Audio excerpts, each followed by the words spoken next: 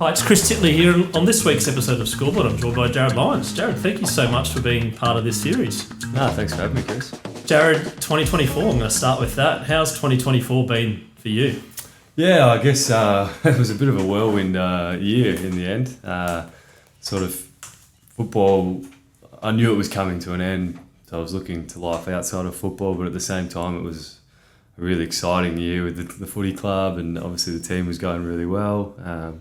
Both teams as well, which was good, the VFL and the AFL. So I really enjoyed my year, and got to the end and got to do the parade in front of home fans, which was really nice, and they were very welcoming and made it a really special day with the family. So yeah, overall it was, it might look from the outside it was a tough year, but I had a really good time, and I think I picked the right time to finish up. Yeah, just on that, why do you think it was the right time?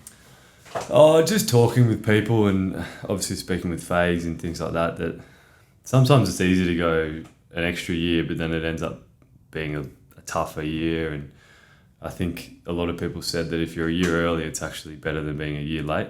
So I don't think there's ever a right time, but 14 years in the system and only playing a couple of games this year, and it was probably going to be the same next year. So it was the right time to step away and let some young fellas come through and enjoy their footy. Can I ask you about your relationship with AFL, if you want to talk about that and whether that's changed over the last 14 years or so? In a way, it starts off as a young kid just trying to play one game. I reckon it's just one game. That's all you want to chase. And that was the dream? Yeah. As a pick 61 in the draft, one game was fantastic. I didn't get it in my first year, so I was always striving for that one game, and it came in the second year where I really started to play some good footy at Adelaide, and got an opportunity, and that one became 3 in a row, and that was it for that year. I think that was 2012, and 3 was fantastic. I got to call myself an AFL player because, I mean, those high picks and stuff, they're obviously got different goals to the guys that scrape in and aren't expected to do too well or play too long. So yeah, that was my second year, and then third year I played 9 games, and then I think it was like 10, and then 12, and then 15, and then 20, and that's when I really felt like an AFL player and felt like I belonged in the system. And it goes as different levels. Like then you become respected, and then because you've got to earn the respect as well. So it's been a crazy career, but I owe the game owes me nothing in a way. They've 14 years in the AFL system when the average career is 4. I've been very happy. 194 games now, looking back. How do you feel? Yeah, I'm in a way proud. I never did it the easy way. I always fought and scrapped every inch to get every game I had, and I played every game like it was my last. And especially coming to Brisbane was tough to move after just a couple of years on the Gold Coast, and I felt like I had unfinished business in a way, but I knew there was an opportunity coming up here, and they sold it to me as an opportunity. I guess it was the best decision I've ever made coming to Brisbane. And to play 100 games here and have that father-son branding now that my son's 5 years old and he's starting to love his footy, that's probably something I'm proud of the most. Just on that, the move from Adelaide to Queensland, how big was that for you? Yeah, I guess I nearly pulled the trigger a couple of times before that, and then sort of things fell away, and I probably didn't have the full, commitment to move. It takes a couple of times sometimes. You sort of look around and you back yourself in again, and I think that was after my 4th year. It was either leave or stay for another couple. Got 2 more years and played, I think that second year, so my 6th year, I played 20-odd games, played in 2 finals with Adelaide, and started to play really good footy. And I guess I had a bit more currency and a bit more pull to leave, and 3 more years at the Suns gave me 9 years in the system was how I was looking at it. And I think it was the right time, because if you leave after just playing a few games and you're on the fringe and stuff, it can be a bit different. But I'd played some solid football, and I was really happy with where my footy was at, so it was a good time to leave, and in the end it was a sliding doors moment that's turned into a really nice career. I've chatted to a number of people about resilience, and obviously you're a pretty resilient person. I want to go to 2015 now, where you had a bit of a freak accident with a snake Can you talk about that and not how quite that... a snake, a spider. A spider, the spider. No, That's if right. it was a snake, I don't think I'd be here, mate. Yeah. True, a spider. Yeah, Do you want to talk about that and sort of out of left field, something happens that's kind of potentially derails your progress? Yeah, it was. I think it was sort of the start of pre-season, so sometime in November, and I've got a few photos if you actually want to see. Yeah, we'll chuck them on the socials after.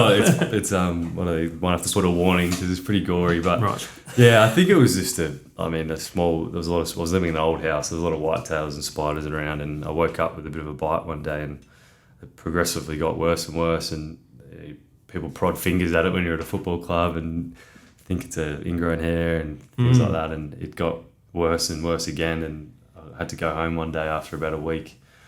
Laid on the couch, fell asleep, woke up, went to stand and couldn't put any weight on my right leg, and I looked down and it was twice the size of what it normally would be, and there was sort of red infection marks coming up my leg, and I thought, geez, I better go to the hospital here because it doesn't look great. I called the club doctor. He's doesn't feel right. Yeah. Go straight to emergency, and I got to emergency. There was no car park, so my wife dropped me off. So I'm out the front, so I had to get out, hop into emergency on one foot, get in there, and they're like, oh, gee, that doesn't look great. Jump in here quickly. Gave me 2 endone because I was in a hell of a lot of pain. Yep.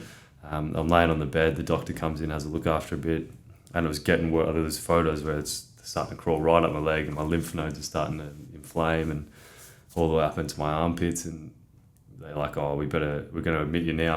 I think you need a severe case of antibiotics quickly. So hospital was just up the road. They took me in there. I went in, say it was a Wednesday, and I thought, oh, this will be a couple of days and it'll blow over. Be training soon. Yeah, well, it was during a training week, a pre-season, which is really important. Yep. Went in, actually might have even been a Monday. Went in, got it all sort of done, and they go, yeah, this looks pretty bad. We're going to take your bloods. We'll give you some antibiotics now just to get you started. They do that. Comes back, golden staph, which is quite a severe staph infection, and they said, oh, you're going to be on a drip now, IV antibiotics every 6 hours for could be up to a week.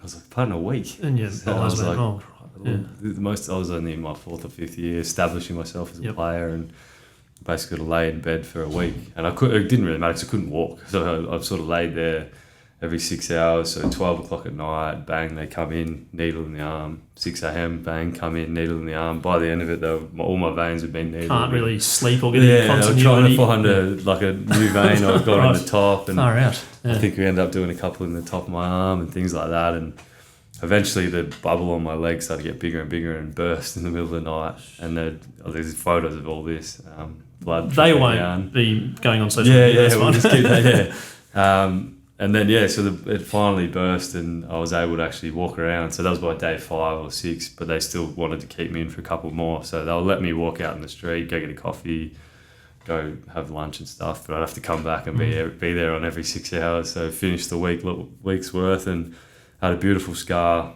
Probably if anyone sees about that big on my leg for a long time, which is kind of gone now. But yeah, it was a whirlwind week. I never really had any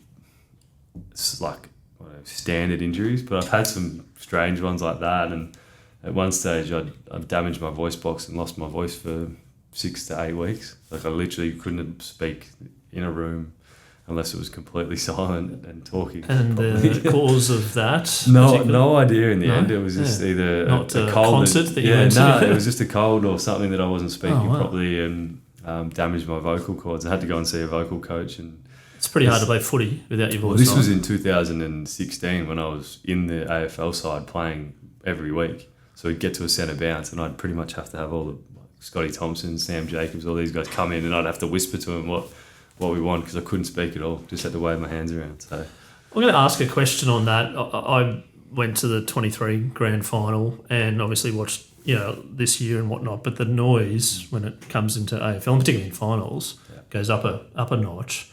How do players communicate with each other? Is it something which you talk about that you can't actually sort of yell because maybe the noise, and sometimes the refs whistle as well, umpires whistle, you can't hear. Is it something that players think about? The hardest part is the different grounds. So if you are talking about the Gabba, and that 35,000 feels like 200,000 if you compare it to the MCG, because everyone's a lot closer and the noise seems to be more centralised into the ground. So it's actually, I find the Gabba is a lot harder to talk than it would be at the MCG on grand final. So without a voice playing at the Gabba is not bad. Yeah, well, I was at Adelaide Oval at this point in time, yeah. which is actually all right because of the open stadium as well, so the noise filters out. So I've found the Gabba probably to be, and I guess Marvel in a way, but I haven't played in front of probably a packed crowd at Marvel, other than maybe a Collingwood game, but I find the Gabba is the loudest because of how tight it is, but how many fans we've been getting in there over the last 4 or 5 years, which has been fantastic.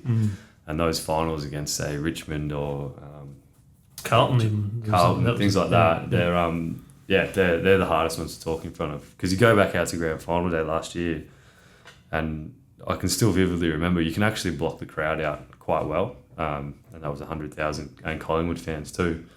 You can hear a lot better, well, not say a lot better, but better on grand final day than you can at the Gabba in front of 35,000. So it's quite fun. Yeah, is that a talent you've built up over time, you reckon? What's that? Blocking out the crowd? Yeah, it is. And a lot of players would say the same thing after a long period of time, that once you're on that field, you can't hear anything. Like, unless you get to the boundary. Can you hear your mates sort of you go? Can hear. Yeah, you can hear your teammates because that's what you're attuned to. But otherwise, you sort of have an innate ability once you've played a lot of footy that the crowd noise becomes irrelevant until you get to the bench and you can actually relax, and then you can hear people yelling over the bench, which as a sub I used to get a lot. So you take in what you want, but yeah, it is. You get used to it, I would say. Touching on the Lions over the last 6 years, I think you made your debut at 2019? 2019, the period that you've been there, which has been 5 years? 6 years. 6 years, sorry, 6 seasons. Has been the 6 seasons where they've gone from not being in the 8 to being a dominant team. Can you talk about the group, the legacy that you think that can build? Yeah, I think when I got there, I was probably the last of that group to get in 2019, which was Lachie Neale, Link McCarthy, myself, possibly Marcus. Opened up against West Coast that year against the Premiers. And all three of us had. So I knew Lachie because I played with him at Glenelg, and sort of had a bit to do with Link as well. And I guess when we got there, there wasn't a huge change other than us three coming in, but there was a lot of young footballers that were getting, I guess, experience, but really good players like the Hugh McCluggers, Jared Berry. I think Cam Rayner was there. A couple of other young guys. Mixed them with like Harris Andrews was probably still young back then as well. Yep. And you mixed him in with a couple of older guys. So he's still young, by the way. I know, young in football terms, I guess. I was 26 or 27 at the time then. We all just, I don't know, we just gelled together really well. I think the recruiting staff, Dom and that, just obviously picked a couple of the right players to come in and play a role, and so certain players left. And that pre-season was incredible. We trained hard. We had a good group. Guys like Dane Zorko and that really took it to another level that year, and it all just clicked. I think we finished second. We won 16, 17 games for the year. Yep. Obviously bowed out in a really close final against GWS, I think it was. Yep. But that gave us a lot of belief, and from there it's just been go. I guess we had the ingredients all then, and we got the right recipe, and now we've just followed it every year since. Train hard in the off season together as a group. Come back fit enough that you can get straight into footy rather than running too much, and it's worked every year since. Before we get a little bit onto yourself, just going back to 23, the GF and the feeling in the room and the resilience that was built from that to lead to 24 where you are now. It's a pretty clear memory that day? Yeah, it was. I had my son and daughter there and my wife in the rooms after the game, and you sort of sit down and you feel, now that I've seen both sides of it, which is pretty rare as well, you sort of sit down, there's a few beers around, everyone's quite somber, and talking to family, hugging each other. That first hour afterwards is very quiet. I had my son and daughter sitting on my lap. There's a couple of good photos where we're just sitting there, and I think I was crying, and they just give me a hug, and it's pretty much a picture that tells 1,000 words, but that was sort of how it was.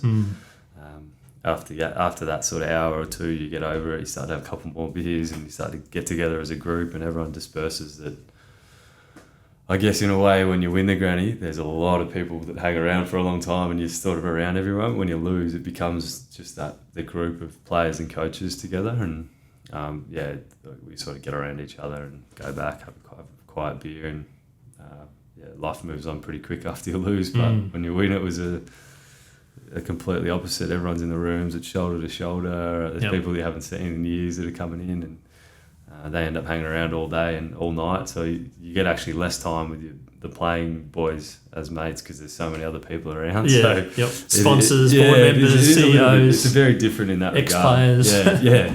Until you actually get back to Brisbane, and I guess by sort of the Mad Monday, where it's players only, that's when everyone actually comes together and just sits down as a group and gets to kind of, I guess, absorb it all together. Yeah.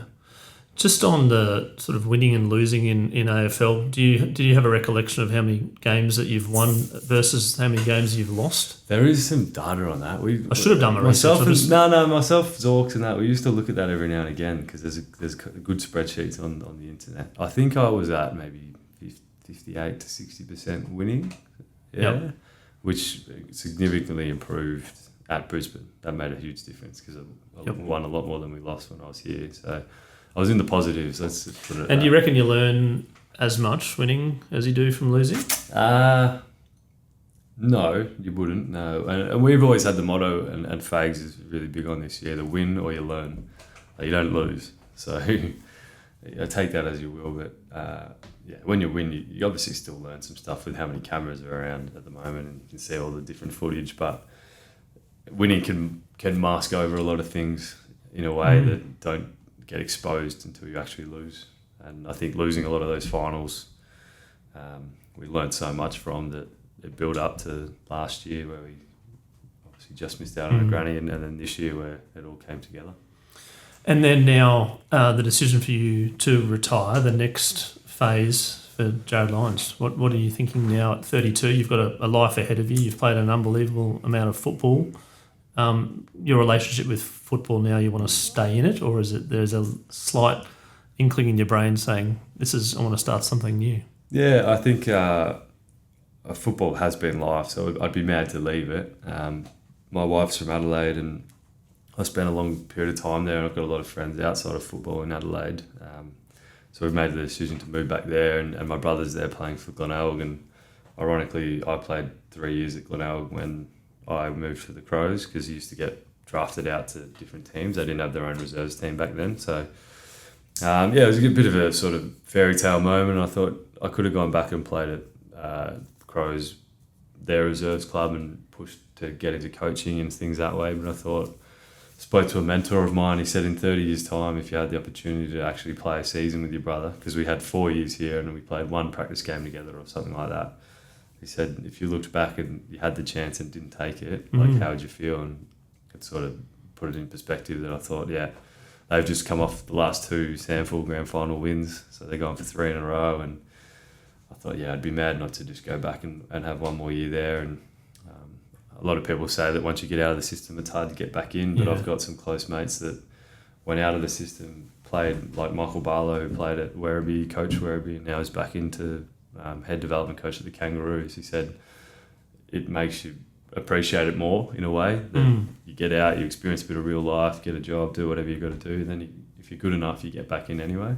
So that was sort of the feeling of it all. So I've got a job working with New Balance and Belgravia, as a SA community manager. So managing all them in their gear for New Balance, gear stuff, AFL or whatever, soccer, things like that. And playing at Glenelg, and my wife's mum lives up there. I've got 2 young kids that we've been up here with, no family other than my sister. So tough. We're looking forward to getting back there to let them have a run around with the grandparents so we can get a few things done. Yeah, no, absolutely. Rekindle the marriage in a way, I guess. Yeah. I was going to ask about the kids. When you had kids as a professional player, how did you go about balancing that? I mean, I've got 3 myself, and it's tough, and I'm not a professional athlete. Yeah. How tough was it? My wife's a superstar. She's been phenomenal because I guess you move away, and as an interstate player, it's completely different to what the Victorians will be used to because they're playing at home maybe 15 times out of the year sort of thing. So we just, I guess it's something that we never knew otherwise. So I'd be away every second week, hands down. Your fixture comes out, you know when you're going to be away, you know when you're going to be home. when we had And set. you'd leave, on the Thursday for a Saturday game or something? Yeah, no, it's normally the day before. Okay, and night games, you'll come back the day after, but day games, you get back and see. Sometimes only one night, two is probably max. But luckily, as a professional athlete, she doesn't need to work either, which is nice. So she can look after the kids and things like that. And it's very tiring. Like one's okay, two's a completely different story. Like I find it, I get an hour or two with them by myself and I'm exhausted. So. Yep. And then when one of them has gastro and you start feeling ill, and but as an athlete, you got to leave the house. You can't stay there. And so the domain in your head, you kind of it's against all that you want is to stay there and help. But then you go, well, if I get it, then the whole footy club's going to get it, and it's a disaster. So you sort of go, well, I got to leave. Or same when COVID was going around, like you couldn't go and see people, or we get COVID and things like that. So. It is a completely different environment, and luckily my wife absolutely nailed it, and she was happy and she did really well. And we put a sleeping program in, which our kids have been unbelievable sleepers, which I know as parents is a godsend. Yep, and you touch a little bit of wood, right? Yeah, exactly. So they still sleep very well at 5 and 3. So we're very lucky that in the evenings we can wind down a little bit at least. Are you going to spend more time with them? Is it a conscious effort now? At the last couple of weeks, I have. Yep. Obviously, when you go into work, it's going to be probably more stuff to do work-wise, so I'll see him less, and my son goes to school. But I'm proud that as a footballer, you still get home at a good hour. Like a lot of the time, you're home by 2, 3, sometimes even earlier. So I spent a lot of time with him over the last 3 or 4 years, which has been fantastic. I think it's actually easier to spend time during the week with your kids as a footballer than working 9 to 5 sometimes. So I'll be away a little. I'll be out a bit more doing work, but it's a bit more of a flexible job. I made sure of that so that I can spend some time with them too. Now I'm going to go on to some characteristic traits, whether you are or you're not. I'm going to start before I do that. In an interview with Paul Roos the other day, we talked about what he thought was his at the top of his game. What he thought was he was better than someone else at. So I'm going to ask you the same question, and he defines it as a superpower. What do you think your superpower was?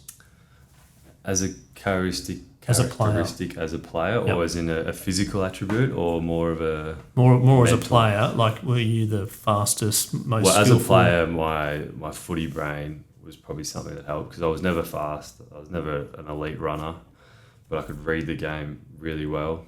Football, cricket, those sort of sports, golf, I can read the game really well. That's probably something. If I was fast and could run, I'd still be playing AFL, I reckon. But the ability to read the game quick enough that I don't need to be quick because I can get to the right spots. And then probably on that is I've worked a lot on my hands for a long period of time from when I was a young kid, whether I was wicket keeping or playing with my man. Yeah, so innate ability to touch the ball and use it really well was probably something that I made sure I could do. As a former lower grade wicketkeeper, I think wicketkeeping does get you involved in the game, obviously. Every ball, so you bowl a spell, you get taken off, you get out, you're out, but wicketkeeper, you're in the game. So you're kind of learning about the game. Yeah. Where did you think you became, where your brain sort of ticked over with AFL, where did that come from, that reading the game and being strategic?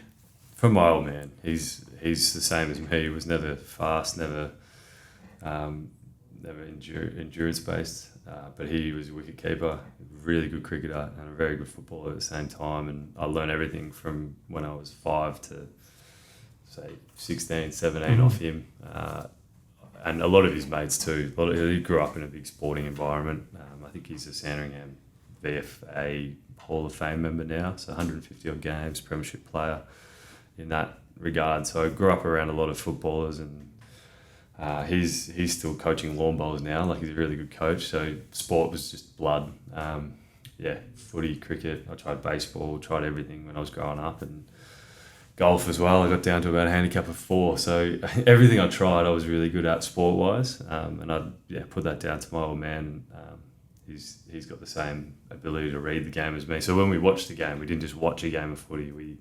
We analysed the game of footy when we were growing up, and he'd watch me play footy, and we'd talk about the game in a way that is more direct about the footy and what you're doing, rather than just watching a game and barracking. Like, he never had a team that he supported, and I kind of felt a little bit the same. Not even the team he played for, Melbourne. He did, yeah. He played for Melbourne. I mean, he liked him, but I sort of barracked for St Kilda growing up just because a couple of my mates did, but I never felt fully connected. I liked the game in general. I never actually got passionate about a team, and I think that's probably made a difference as well, because I watched all games, and you watch them with that helmet on of being a coach or things like that. Cognitive bias. It's certainly, now that I look back, you never realise it, but it obviously made a huge difference. Yeah. Did you think or aspire to become a professional sports person when you were growing up? I would have loved to be a cricketer. Yeah. Why is that? I just loved the game. I loved fielding. Still love the game? Yeah, I still love the game a lot. I'm looking forward to playing actually in South Australia. Maybe Premier grade or lower grades. I don't know if I'd make it back up there, but I played a bit of last man standing here with Luke Hodge, and we had Ryan Harris coming out to him, and Cam Bruce plays a lot. Hopefully off a short run. Yeah, I didn't even think he bowled in the end. But yeah, cricket was that was my game until I was probably 16, and I was forced to choose. And I was okay. I could bat okay. I could bowl a little bit. I could wicket keep pretty well, but I could field better than anyone. That was probably my. How do you reckon you would have gone in this modern day era of cricket? A lot were you better, a test player? You think? Nah, or I would have been very much swashbuckling opening bat Adam Gilchrist style. I would have been much better suited to the T20 game with the fielding and the ability just to hit the ball and work it around and things like that. Like I could bat all right, but I could stand at cover and cover point on the boundary and catch everything, had a good throw, and a lot of guys don't enjoy fielding. I would happily be out there for 80 overs on a Saturday. Yeah, you can chat with your mates and people stop playing cricket purely because of that long day in the field on a Saturday. I would happily field 40 overs in juniors when I was 14 in the morning and go and play for St Kilda in the afternoon and field another 80. I miss it. I played many years of 2-day cricket, and just that. I mean, it is a long day now. It is. As you get a bit older, but during that time, it was like... probably one thing that I regret the most, that probably not many people know, but I finished cricket when I was 16 because I took up footy, in that 17 year, St Kilda Cricket Club got asked who their best fielder was because Victoria needed a sub fielder, and I wasn't playing cricket at the time, and they called me and said, mate, Victoria needs you to field for him. And I was working at the time and I hadn't played cricket, and I thought... At the G? It was at the G, yeah. And they asked me, and I was like, oh, gee. And in the end, I worked and I said no, which I know this is one big, massive... I don't have many regrets, but that's probably one of my biggest regrets. Oh, you would have loved to have been on the score sheet called court sub, right? Yeah. Well, you know who the sub fielder was that day? I think it was Michael Beer. Oh, right. Yeah. So, and he got a run out from point as well, actually. So that was something that I'm proud of, that St Kilda, I wasn't even playing there, and they said that I was the best fielder. It's come and field. So that was something I regret, but at the same time I thought, geez, I must have made a decent impression. Yeah. So fielder and wicketkeeper, right? Yeah, I used to love doing both. I do 40 and 40 or whatever. A couple of direct hits. Yeah. So personality traits. I'm going to start with confident. Are you a confident person? If you had asked me that 6, 7, 8 years ago, I would have said no. And that would have been just before coming to Brisbane? I even sort of started a bit throughout 3 years into footy. When I got to Gold Coast, after that 2016 year where I played a lot more footy, I became a lot more confident in myself. I guess it came with playing footy and that acceptance of what the AFL was like. It was a bit like that. I'm a very reserved person. Okay.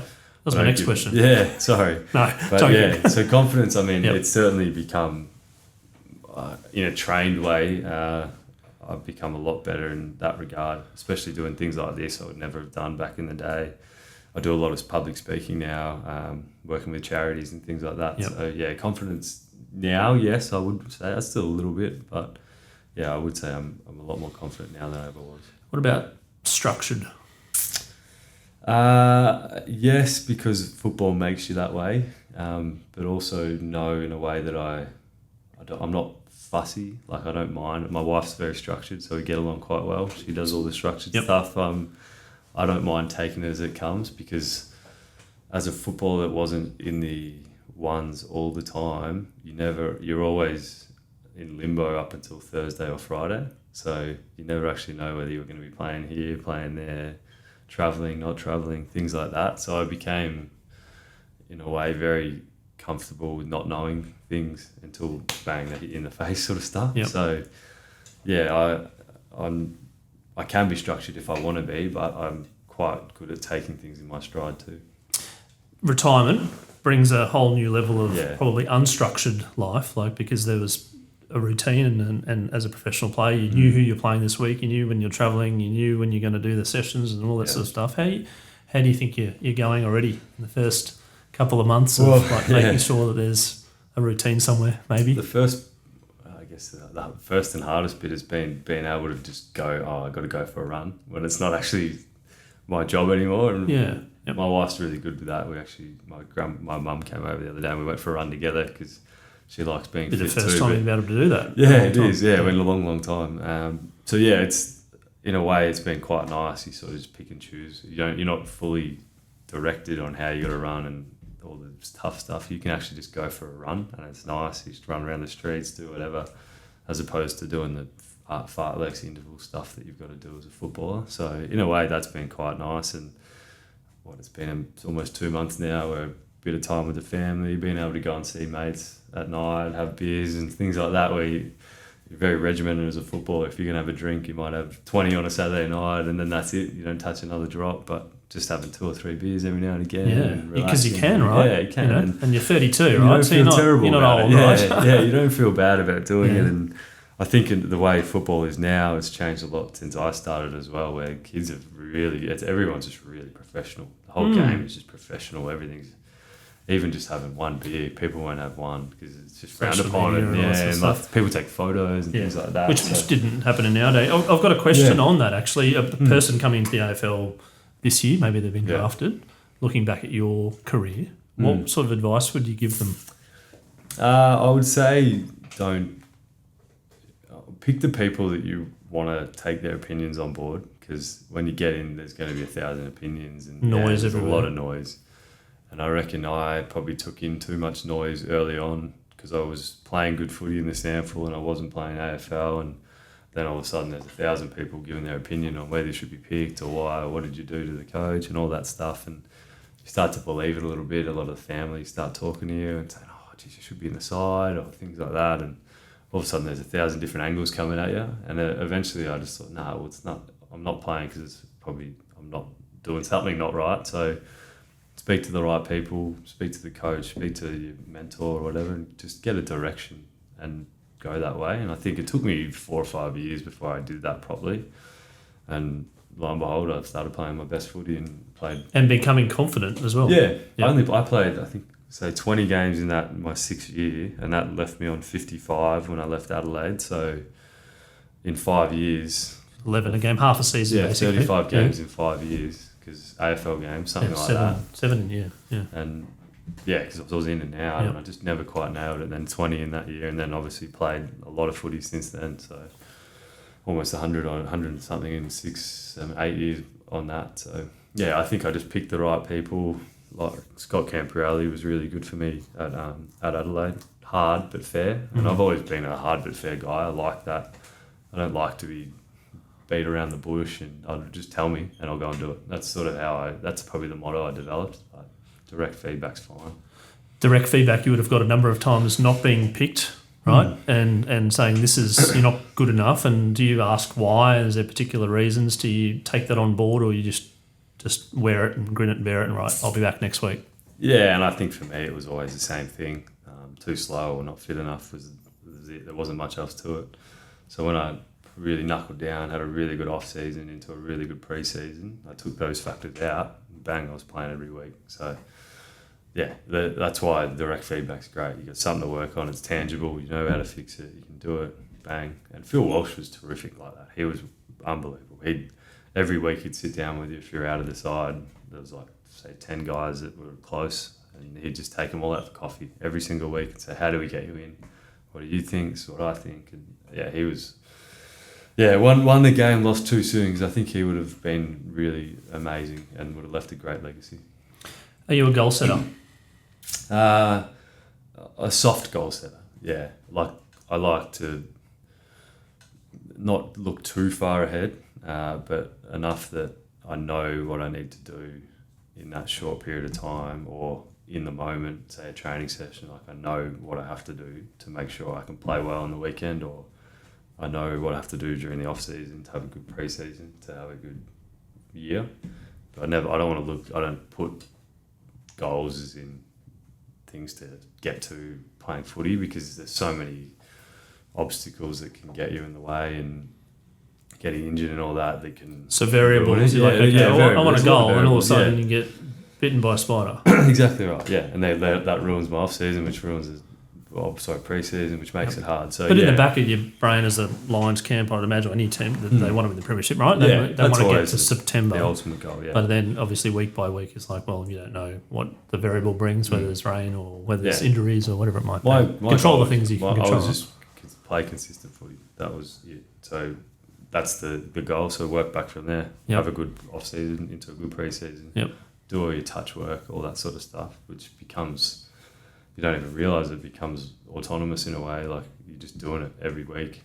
You have a really set training plan and things like that, and you don't realise until you retire and you look back and go, yeah, I did that right, or I did that wrong. Dale Morris said that he used to wear blue jocks every game as part of superstition. Are you a superstitious person? Yeah, I would have said no, but then I look back and go, I wore the same skins every game religiously until they were worn out. And so you had to know where they were? Yeah, right. Or they had to be washed and then worn. Yep. I'd always have one Gatorade or Powerade, depending on the sponsors were, the night before a game. One the day of. We've got two sponsors in this podcast already now. Thank you, Gatorade and Powerade. One the day of, and one the day if it was a day game, or two if it was a night game. Yep. And then pasta the night before was always a thing. So simple ones that you could the same really pasta or a different pasta? It didn't matter too much. It just had to be. Sometimes I'd have one and play poorly, and then I'd change it. All right, okay. Not often though, but yeah, I prided myself on my consistency. But in a way, I knew that wasn't why I've played bad. And a lot of people make that excuse as to, I had the lasagna. Yeah, and I played poorly. No, Yep. I was never like that. I always owned it. I'd own it if I played poorly or didn't do something that I wanted to do. It was never to do with not having a Gatorade or a Powerade or pasta or whatever. It was because something either mentally or physically wasn't quite right. So yeah, I always owned that even if something didn't quite go right, I'd still go out there and play well. Mm. Some of the other traits from the guests that I've interviewed have come through as a lot of them have been empathetic. Are you an empathetic person? Yes, I am. And so is my son, actually, which I'm really glad he's got that trait too. I've always looked out for other people in a way, and I guess now that how hard I had it, and I've given a lot back now in a way that I didn't do at the start of my career to people that, especially in that mental health space. I've really enjoyed working in that space, and I would say I am, yeah. And in terms of that, the stress load of professional sport, where the money is now a lot higher and going higher, like it doesn't seem to stop in terms of the sponsors and the TV rights, etc.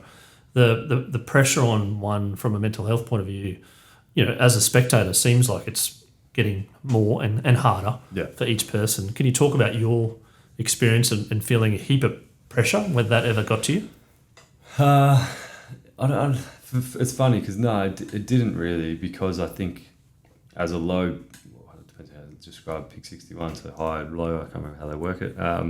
Draft pick, didn't do a lot early. No, I didn't have pressure on me to get there. I think people respected the fact that I grinded my way to get there, and then whatever happened was a bonus. It wasn't expected of me. You weren't the number one draft pick. Until probably in my Brisbane career where I was playing well a lot. So if I didn't play well, then you sort of feel the pressure in a way. But I played well a lot that I never played 2 or 3 bad games in a row, which is great. So my consistency was always good. I always tried to give back to the fans. I never tried to be arrogant. I never tried to do any of that stuff. I think when you put yourself out there as that sort of person, you're a lot easier to attack.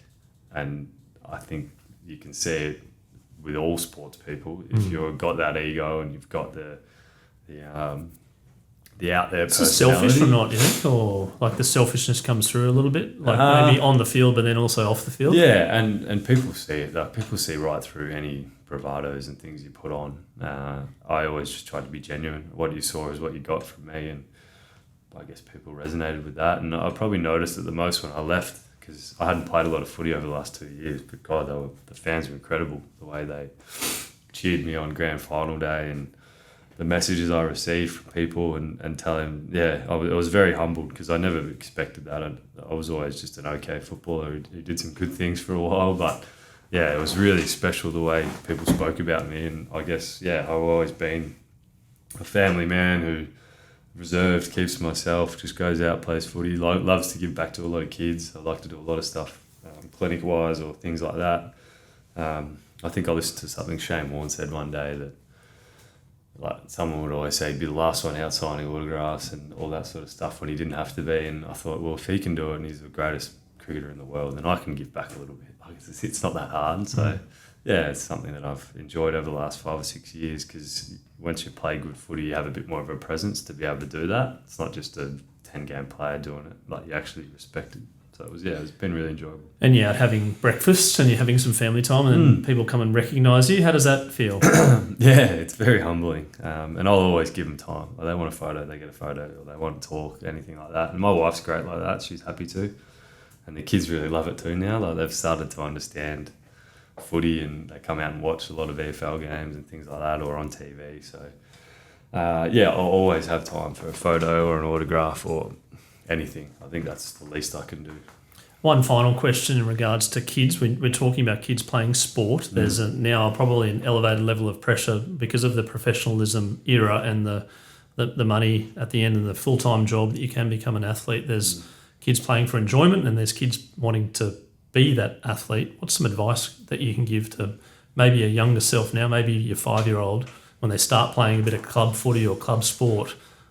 I still remember back when I was 15 and 16, I didn't make a cricket side, actually. I made the last 20 and then missed out on the cut, and I was devastated. And Mum and Dad were like, well, there's another one below that you can go and try out for. And I was just like, I don't want to do it. I don't want to put myself out there or whatever. And in the end, they sort of made me go. And it was sort of Hatch Cricket in Victoria, which is the sub-district clubs get a team, but they're all under 15s or something, 16s like that. And played 2 years of that. I actually captained the second year, and I wasn't even going to go down there that first year. And met some mates, had the greatest time of my life doing that. And then I sort of realised that you've got to put yourself out there, even if you miss one, you miss 2 teams, you don't do something you wanted. Like, it's not always going to be smooth all the way through.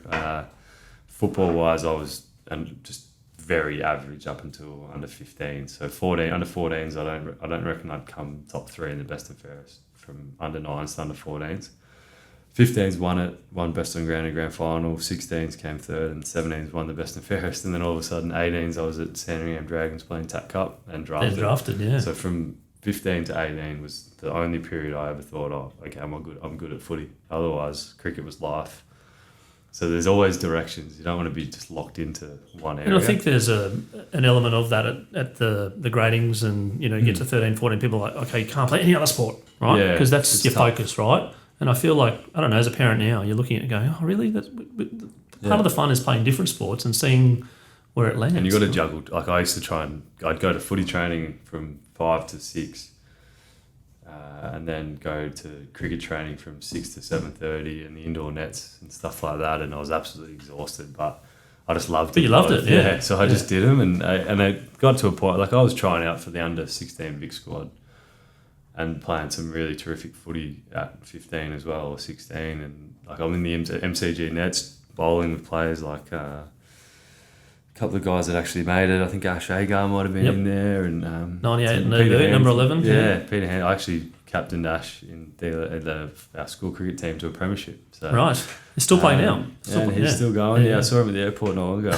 He came up to me and said hello and stuff. He's got an amazing feat for a trivia question, in terms of the highest score for number 11 on debut. Yeah, well, against England. Funnily enough, I think it was at Ash's test. Yep. And I just kicked 4 on my debut at the MCG on a Friday night, and it was a good laugh actually. Guys like that I played growing up with cricketers. I played with some really good cricketers. Pete Hanscom was one of my captains at one point. He's played some cricket. So, it is nice when you watch other guys go on in different sports and play really well, and you've got a connection with them in that way. And now in retirement, you can connect with lots of different old mates that maybe that you haven't been connected with for a while because of your bubble, right?